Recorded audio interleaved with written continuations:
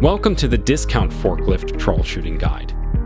I'm your host Jack, and today we will be going over the steps required to replace an O-ring on a liquid propane-powered forklift. To repair a damaged or worn O-ring, first, turn off the forklift and shut off the propane tank valve. Disconnect the propane tank from the forklift. Locate the O-ring on the propane tank valve. Carefully remove the old O-ring using a small pick or screwdriver. Be careful not to scratch the valve.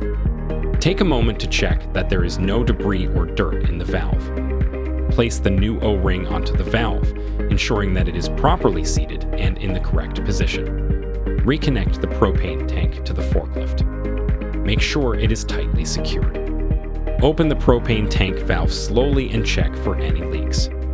If you notice a leak, immediately turn off the valve and inspect the O-ring and valve for damage or improper seating. Once you are certain there are no leaks, turn on the forklift and test it to ensure it is working correctly. And that's it. Replacing an O-ring on a propane tank for a forklift is a simple process, but it's important to take your time and ensure that everything is done correctly to prevent accidents or damage. Thanks for tuning into the Discount Forklift YouTube channel. See you next time.